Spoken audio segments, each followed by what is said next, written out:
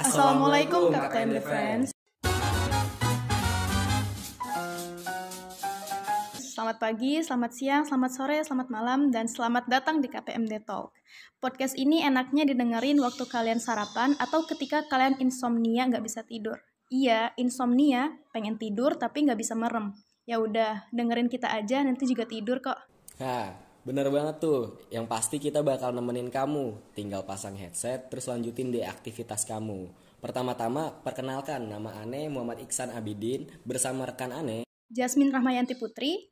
Dan di podcast kita kali ini kita tuh bakal ditemenin nih sama seorang pemuda sensing ekstrovert, seorang aktivis dakwah yang memiliki semangat tinggi untuk menciptakan pemuda Islam kelas dunia. Iya, bener banget. Bahkan sekarang beliau menjabat menjadi Ketua Umum di Kesatuan Pelajar Muslim Depok. Siapa nih kira-kira? Siapa ya teman-teman, ada yang tahu nggak nih? Ada yang tahu nggak ya? Oke, tanpa banyak basa-basi kita langsung kenalin aja nih. Bang Muktis Maulana Abdi. Assalamualaikum Bang, gimana nih kabarnya? Waalaikumsalam warahmatullahi wabarakatuh. Alhamdulillah baik. Iya, mungkin Bang Muktis bisa perkenalkan diri dulu nih. Oke, siap. Ya, sebelumnya nih mau nyapa teman-teman semua dulu ya. Assalamualaikum teman-teman. Waalaikumsalam. Oke, perkenalkan diri ya. Nama Ane Mukhlis Maulana Abdi. 15 November 2003 kelahiran Bekasi, teman-teman. Sekarang menempuh pendidikan di SMK Negeri 2 Depok, jurusan Instalasi Teknik Tenaga Listrik, kelas 12. Alhamdulillah sekarang diberi kesempatan untuk belajar sama Allah menjadi Ketua Umum Kesatuan Pelajar Muslim Depok masa mana 2021-2022. Oke. Ya, kita sama-sama berbagi, kita sama-sama sharing di sini. Bukan berarti ada yang paham, ada yang paling tahu dan paling paham, enggak. Kita di sini sama-sama sharing, kita berbagi kebaikan dan kebermanfaatan kayak gitu. Oke. Tema sharing-sharing kita nih kali ini tuh optimisme pemuda Bang. Masya Allah, bagus banget. Iya. Nah, kalau misalkan dari Abang sendiri nih, kan ketua KPMD nih, pasti punya dong optimisme. Nah, dari pandangan Abang nih optimisme itu apa gitu Bang? Dan juga terutama bagi milenial nih penting nggak menurut Abang gitu? Oke, siap, bener banget. Ini optimisme ya, pas banget nih teman-teman KPMD masih naruh tema terkait dengan optimisme ini karena sekarang ini lagi relate banget dengan keadaan pemuda sekarang yang pasti optimismenya ini lagi turun nih karena bahkan pernah ada survei dari GNFI ya, Good News from Indonesia, itu mensurvei 1.200 pelajar lebih, pemuda lebih di Indonesia 12 kota. Itu presentasinya adalah 52% optimis dan 48%-nya pesimis. Itu 2018. Itu ibaratnya sedikit banget ya. Ibaratnya nggak jauh beda gitu antara yang positif sama yang antara yang optimis sama yang pesimis. Oh iya Bang. Kita kebiasaan COVID ya. Jadi positif negatif. Yang positif negatif. Iya. Jadi perbedaannya tipis banget. Dan keadaan COVID ini pasti banget banyak pemuda di luar sana yang pesimis karena belajar di rumah ya kan. Nggak ketemu teman, nggak ketemu guru, nggak ada sosialisasi dan sebagainya gitu kan. Terus banyak juga yang kerja diberhentikan, di PHK gitu kan. Itu semua ngaruh gitu ke perasaan optimis dan pesimis tersebut kayak gitu. Jadi ini relate banget. Dan sebenarnya apa sih optimis itu gitu kan? Optimis itu sebenarnya sebuah respon ya, sebuah respon, cara kita merespon sesuatu, cara kita menanggapi sebuah point of view. Jadi ibaratnya ada titik yang kita lihat, contohnya seperti misalnya kita punya masa depan nih teman-teman. Kita punya harapan, kita punya tujuan, dan dari point of view tersebut kita menanggapi seperti apa gitu. Apakah dengan positive thinking, dengan berpikir positif, atau dengan cara kita mengkerdilkan diri sendiri, mengecilkan diri sendiri dengan gak yakin gitu kan, dengan pikiran negatif, netting, atau misalnya kalau zaman sekarang tuh insecure gitu kan, kayak gitu. Dan teman-teman harus tahu juga gitu, optimis ini biasanya sering ditemukan karena dua hal. Apa tuh Bang? Karena dua hal. Yang pertama adalah get responsibility, yaitu adalah ketika mendapatkan tanggung jawab atau amanah. Contohnya kalau misalnya teman-teman ditembak jadi ketua kelas gitu, aduh saya nggak bisa gitu kan. Banyak kejadian yang sering kita temukan kayak gitu. Dan itu adalah rasa pesimis ya kan, pesimis atau misalnya berani ambil kan berarti optimis. Yang kedua adalah chasing something atau mengejar sesuatu, misalnya target, tujuan gitu kan. Contohnya kalau misalnya di zaman sekarang itu kelas 12-nya UTBK kira-kira berhasil enggak gitu kan. Ngejar kampus favorit kira-kira bisa enggak, optimis enggak, atau kan banyakan juga yang pesimis, aneh mah nggak bisa gitu kan, gue mah nggak bisa, nggak bakal bisa masuk ke sana gitu. Itu kan optimis dan pesimis gitu kan kita temukan. Dan sebenarnya seberapa penting gitu kaum millennials, pemuda ini memiliki sikap optimis. Dan sebenarnya gak usah ditanya penting, karena penting banget, sangat penting banget seorang pemuda kaum millennials itu punya sikap optimis gitu. Penting banget karena harapan tujuan kan perlu ada daya optimis gitu kan untuk meraih tersebut kayak gitu. Oke, jadi optimis itu kayak semacam kepercayaan dalam diri gitu ya Bang ya. Gimana caranya kita bisa melihat masa depan ini dengan sisi positif atau sisi negatif, bagaimana kita bisa meraih cita-cita kita begitu ya Bang ya. Berarti bisa dikatakan optimis itu sama dengan tujuan hidup atau beda sih Bang? Kalau misalnya beda, perbedaannya tuh di mana begitu Bang? Antara optimis dengan tujuan hidup. Ya bang. Oke, tujuan hidup dan optimis. Sebenarnya ini lebih ke urutan ya, lebih ke urutan gitu. Jadi ibaratnya kita harus punya tujuan hidup dulu nih, baru bisa optimis. Kayak gitu. Karena kita optimis nih, yakin banget nih, tapi nggak ada yang kita kejar gitu. Iya kan, bener gak? Optimisnya buat apa? Nah, kayak gitu. Misalnya keburukan juga kan perlu ada optimisnya gitu kan. Misalnya kayaknya harus misalnya mencuri nih. Optimis bisa dapat gitu kan. Itu kan salah satu tujuan, ada tujuannya gitu. Cuman nggak boleh kita tiru kan pastinya. Dan jadi sebenarnya perbedaan tujuan dan optimis itu sebenarnya lebih ke optimis itu adalah upaya diri kita itu untuk mencapai tersebut. Salah satunya gitu dengan menghadirkan sikap optimis pada diri kita gitu. Dan sebenarnya banyak orang keliru ya antara sikap optimis dengan optimisme dengan prinsip hidup. Itu banyak orang yang suka keliru kayak gitu. Jadi sebenarnya teman-teman, prinsip hidup dan optimisme itu ibarat sebuah mata koin yang sama kayak gitu. Jadi prinsip optimisme ya sebuah prinsip hidup, karena isme itu kan sebuah keyakinan, benar gak? Pegangan. Dan itu adalah salah satu prinsip hidup. Jadi dua mata koin yang sama kayak gitu. Perbedaan antara optimisme dengan tujuan hidup kayak gitu. Jadi ya optimisme itu perlu ada tujuan hidup dulu buat kita. Jadi optimisme. beriringan gitu ya Bang ya. Ada Betul. tujuan hidup, berarti kita harus punya sikap optimis gitu untuk mencapai tujuan tersebut. Betul. Dan kebalikannya juga, kalau misalnya mau ada optimis, kita harus punya tujuan hidup kayak gitu. Nah, tapi kan kalau misalkan punya tujuan hidup, terus harus optimis, itu pasti ada faktor-faktor nih. Faktor apa sih yang bisa muncul gitu untuk munculkan sikap optimisme ini gitu? Dan juga apa faktor penghambatnya bang? Oke, kita bicara faktor ya, faktor penghambat dan faktor pendukung. Mungkin lebih kenapa seseorang tuh bisa optimis dan kenapa seseorang tuh bisa pesimis gitu ya. Karena kan di saat kita penghambat atau faktor penghambat berarti kan kita keadaannya pesimis, benar nggak? Kalau pendukung berarti kan gimana cara biar optimis. Oke, optimis dan pesimis itu sebenarnya hadir karena dua faktor utama teman-teman. Dua faktor utama. Teman-teman harus, buat teman-teman semua para pendengar KPMD Talk nih ya, itu perlu paham dua poin ini. Yang pertama adalah tidak yakin dengan diri sendiri gitu. Kalau bahasa sekarang insecurity ya kan, merasa merendah dirinya dan sebagainya, itu tidak yakin sama diri sendiri. Yang kedua adalah takut gagal. Ini yang menyebabkan kenapa orang pesimis. Pun sebaliknya, kenapa bisa optimis? Karena kita yakin sama diri kita dan kita berani untuk gagal kayak gitu. Karena prinsipnya teman-teman, kegagalan itu bukan sebuah kegagalan teman-teman. Jadi di saat kita gagal itu sebenarnya adalah sebuah pembelajaran. Kegagalan yang sebenarnya adalah ketika kita berhenti. Makanya kenapa Thomas Alva Edison, penemu lampu, bener gak? Itu kan bereksperimen, mencoba berkali-kali ya kan, bahkan seribu kali ya kalau nggak salah, aneh lupa. Dan di percobaan yang 1000-nya itu baru berhasil. Coba bayangin di percobaan yang ke-55 misalnya, atau yang ke-67, kayaknya nggak berhasil nih. Ya udahlah, berhenti aja. Gagal nggak? Gagal nggak? Gagal kan?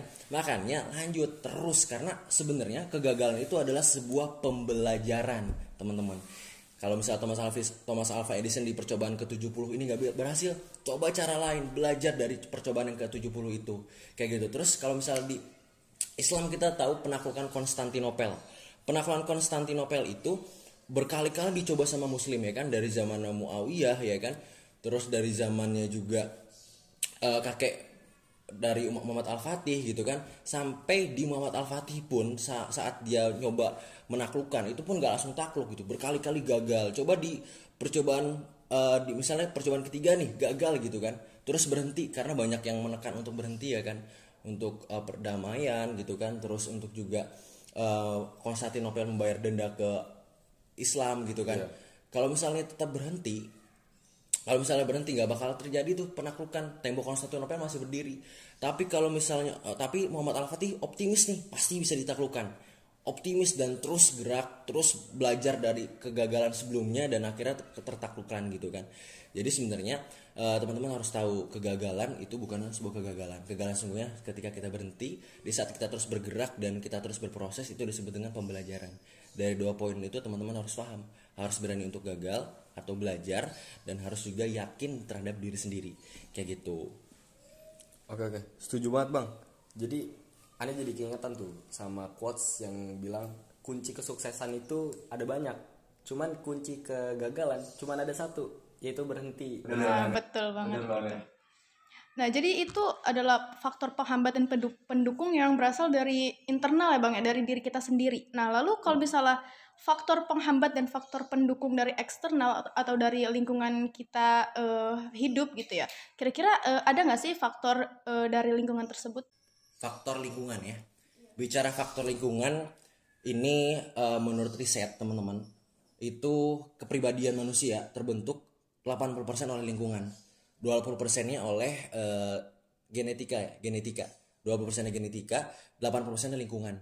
Kayak gitu. Jadi lingkungan itu berpengaruh, sangat-sangat berpengaruh. Berpengaruh banget. Makanya kenapa kalau misalnya kita hijrah gitu kan, mau lebih baik, itu kan kita harus lari ke lingkungan yang baik, berubah lingkungan gitu kan. Rubah lingkungan. Pun sama, untuk kita memiliki sikap optimis gitu kan, mindset yang baik gitu kan, itu kita harus merubah ke lingkungan yang punya sikap rasa optimis gitu kan. Harus merubah lingkungan yang punya mindset yang baik, karena manusia itu kan harus sosial, bener gak? Berpengaruh banget lingkungan. Manusia itu butuh encourage atau dorongan dan support atau dukungan kayak gitu. Kalau misalnya tempat lingkungan kitanya itu pesimis semua, ya kita ikut-ikutan pesimis, karena saat kita optimis kita dihujat dan sebagainya kayak gitu kan. Terus kalau misalnya kita punya mimpi besar, aduh ketinggian mimpi lu gitu kan. Di Indonesia tuh ini khas banget di Indonesia, kalau misalnya kita nanya atau misalnya maju ke depan dibilang caper. Nah, iya benar itu banget. kan salah satu kesalahan di Indonesia tuh kayak gitu. Jadi harus rubah lingkungan kayak gitu. Dan ada juga di hadis Rasulullah ya teman-teman, di hadis riwayat Bukhari dan Muslim itu kan intinya gini, kalau misalnya kita bergaul dengan seorang yang tukang parfum, maka kita akan kecipratan dan memiliki aroma wanginya gitu kan, parfumnya. Kalau misalnya kita berteman atau bergaul dengan orang yang Pandai besi. itu kita pasti akan kecium juga baunya gitu kan, kecipratan juga gitu kayak gitu. Jadi lingkungan itu berpengaruh banget itu. Berarti kalau misalkan lingkungannya udah negatif nih, mending langsung cabut aja dari situ ya bang. Betul. Ganti lingkungannya Betul. Gitu, ke yang positif. 80% lah, penting banget buat Berarti mengganti lingkungan ya, bukan mengganti impian dan tujuan kita begitu ya Bang. Iya. Jangan pernah menyingkirkan impian, tapi gantilah caranya gitu. Siap. Nah, tapi kan dari faktor yang abang sebutin nih tadi nih, di 2018 tuh banyak tuh pemuda yang optimisme pemuda itu cuman ada di data tuh 52% gitu di 2018. Sedangkan yang pesimis itu 48% gitu. Bandingnya nggak jauh lah. Betul. Nah, banyak nih yang nggak punya tujuan hidup juga. Terus gimana sih cara nanggulanginnya gitu bang? Oke, cara menanggulangi dari orang-orang yang misalnya Nggak punya tujuan hidup. ya gak optimis, gak punya tujuan hidup kayak gitu ya. Betul. Oke, yang pertama teman-teman, kita harus tahu gitu, manusia itu bergerak atau termotivasi karena 2 hal. Yang pertama adalah sadar akan surga dan bergerak mengejar surga. Yang kedua adalah sadar akan adanya neraka dan bergerak lari menjauhi neraka. Kayak gitu. Jadi buat teman-teman yang udah sadar, itu harus coba kasih atau sharing, kasih reminder dan kasih kebaikan dan kebermanfaatan buat mereka gitu. Ingetin kalau misalnya mereka tuh harus sadar gitu, harus punya tujuan hidup, harus punya sikap rasa optimis gitu. Dan kasih kalau misalnya kita optimis, kita punya tujuan hidup tuh apa, dan kalau misalnya nggak punya tuh ya kayak gimana. Terus untuk teman-teman yang ibaratnya masih belum punya rasa kesadaran nih gitu kan, belum punya tujuan hidup, harus aware keadaan teman-teman tuh kayak gimana, karena manusia itu berubah karena dua hal. Salah satunya itu rasa sakit dan pikirannya terbuka. Rasa sakit itu teman-teman coba kenalin lingkungan teman-teman, keadaan teman-teman keluarganya kah, atau misal ekonominya kah, kayak gitu, atau misalnya teman-teman punya kewajiban atau dari orang tua kayak gimana lah, kayak gitu. Itu yang teman-teman harus pikirkan gitu, karena kita lihat aja banyak orang sukses yang sekarang, orang kaya raya itu dulunya itu pasti ekonominya sulit ya kan, ekonominya susah lah ibaratnya, dan itu adalah rasa sakitnya kayak gitu. Dan kedua adalah pikiran terbuka atau aware, sadar gitu. Teman-teman harus coba merenung, sadar gitu, apa sih yang teman-teman kejar, apa sih tujuan hidup teman-teman, kenalin diri juga. Dari situ teman-teman bentuklah tujuan hidup teman-teman, jadi aware lah, jadi berkesinambungan gitu. Buat yang teman-teman yang belum sadar, coba aware, coba kenalin tujuan hidup teman-teman dan sadar gitu. Kalau misalnya teman-teman harus punya alasan dan tujuan gitu. Terus kalau misalnya teman-teman yang udah sadar, itu coba ingetin mereka yang belum sadar, kayak gitu, saling berbagilah. Berarti apa ya? Setiap pemuda itu berarti harus bisa paham dan pikirannya terbuka gitu ya. Bagaimana caranya dia bisa mengobati rasa sakit yang dia rasakan sekarang untuk di masa depan nanti, agar nggak pernah merasakan atau nggak lagi merasakan rasa sakit tersebut. Berarti para pemuda itu harus memiliki tujuan yang benar-benar jelas ya Bang ya. Betul. Apalagi di zaman sekarang gitu ya, persaingan tuh semakin ketat gitu. Kalau misalnya pemuda nggak punya tujuan hidup, nggak punya rasa optimis yang tinggi, itu mereka pasti akan terkalahkan dengan pemuda-pemuda yang lain, begitu ya Bang ya. Betul, apalagi kita akan menghadapi namanya bonus demografi ya kan. Itu tuh bisa menjadi rasa sakit kita gitu, bisa menjadi kesadaran kita, bonus demografi di mana persaingan makin ketat gitu kan. Kalau misalnya kita nggak punya tujuan dan nggak agile, bertahan gitu kan, atau beradaptasi, ya kita yang kelindes zaman gitu kan. Oh iya, benar-benar. Terus kan kalau misalnya para pemuda tuh ya, bagi mereka yang belum menyadari potensi mereka dan belum bisa memiliki sikap optimis tersebut, gimana sih cara untuk menumbuhkan rasa itu di dalam diri mereka gitu Bang? Mungkin kan yang sudah ada ya, yang sudah paham, yang sudah mengerti dirinya, pasti kan masih akan nanya lagi kan, teman Ane kok punya rasa optimis yang tinggi, sedangkan Ane udah sadar tapi agak susah gitu memiliki sikap tersebut. Nah mungkin Bang Muklis di sini bisa kasih tips and triknya nih, bagaimana caranya supaya bisa membangun rasa optimis tersebut dan biar nggak gampang putus asa Bang. Oke, bener. Ini pertanyaan keren banget ya. Bagaimana cara menumbuhkan rasa optimisme dalam diri dan tips and trick lah ya. Kita nggak gampang putus asa kayak gitu. Jadi teman-teman harus tahu nih, kan permasalahan kita tadi tidak yakin sama diri sendiri gitu kan, takut gagal dan sebagainya. Jadi sebenarnya jawabannya adalah di janji Allah teman-teman. Jawabannya adalah di janji Allah, karena Allah sudah kasih garansi. Ini ayat yang sering teman-teman dengar gitu di dalam surat Al-Baqarah. Ayat terakhir ya 286, la yukallifullahu nafsan illa wus'aha. Sesungguhnya Allah itu tidak akan menguji seorang hamba, membebani, tidak akan memberi cobaan dan sebagainya itu di luar batas kemampuannya. Itu adalah sebuah garansi.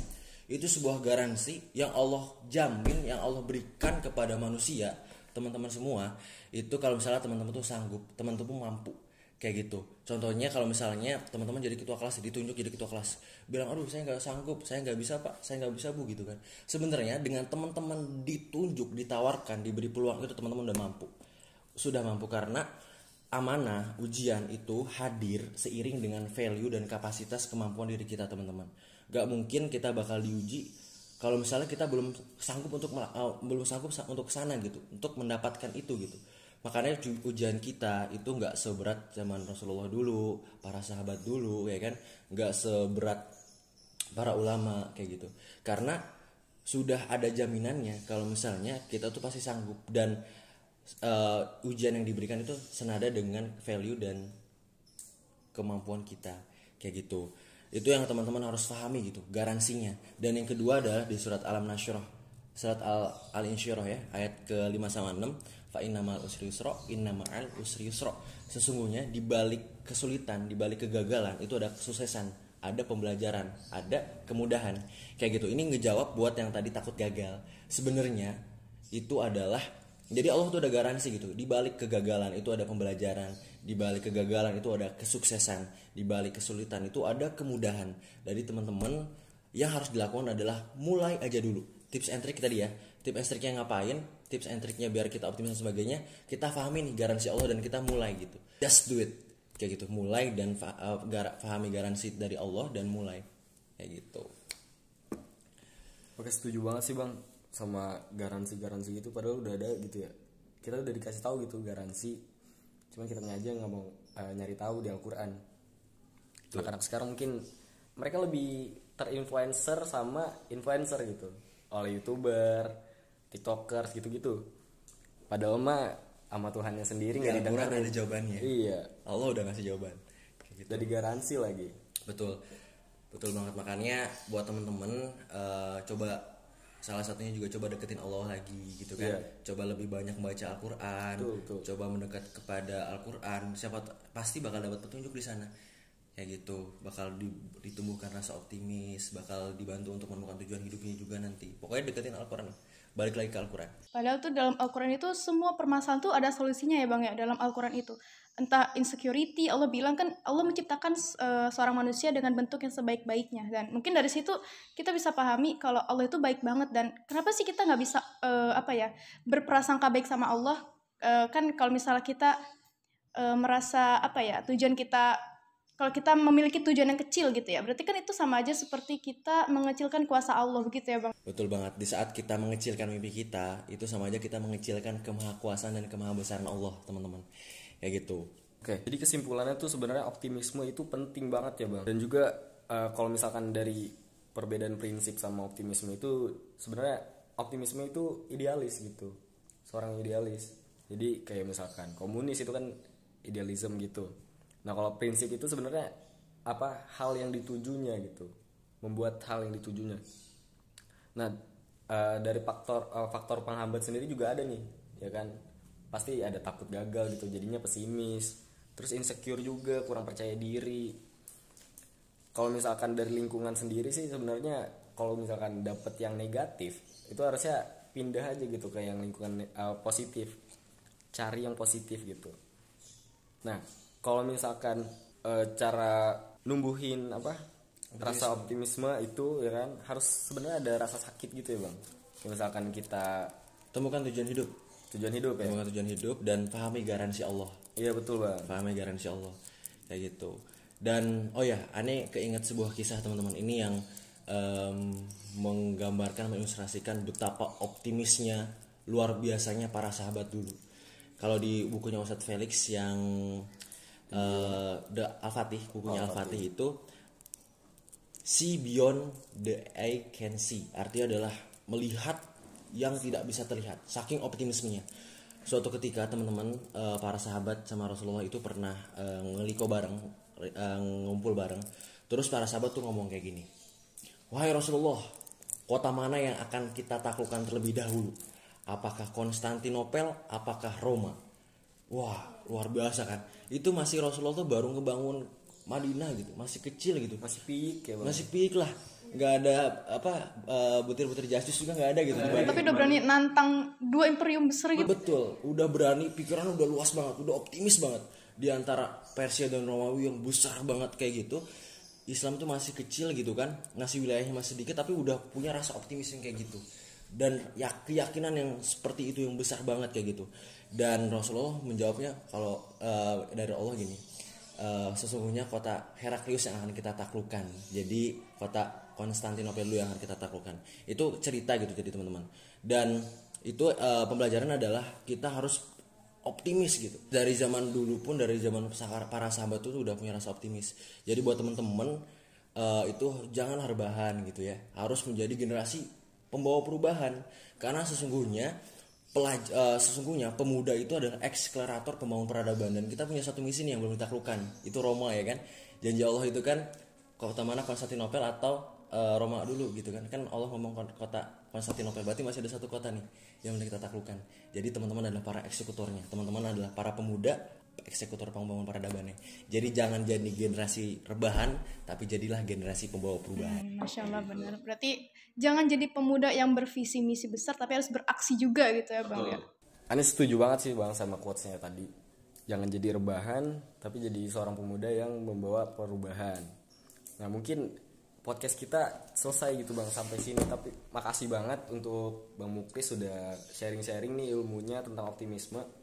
Kita dapat insight baru lagi. Iya, betul banget Bang Ican.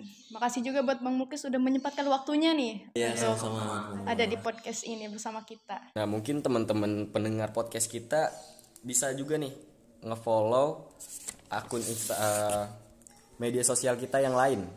Kayak misalkan di Instagram itu ada KPMD Depok, di podcast Spotify-nya itu ada KPMD Talk, kalau di Twitter KPMD Depok, kita juga ada di TikTok KPMD Depok 21. Nah, kalau misalkan teman-teman mau ngeliat karya-karya YouTube-nya kita itu ada di Kesatuan Pelajar Muslim Depok. Tinggal subscribe, sekalian juga nyalain loncengnya agar dapat notifikasi. Di like dan juga di komen ya teman-teman semua. Oke, sebelum mengakhiri podcast ini, Ane Jasmine Rahmayanti Putri dan Saya Muhammad Iksan Abidin. mohon maaf sebelumnya apabila ada salah-salah kata dalam penyampaian kami, dan terima kasih, semoga ilmu ini dapat bermanfaat buat kalian semua KPMD Friends. Kami berdua pamit undur diri. Wassalamualaikum warahmatullahi wabarakatuh.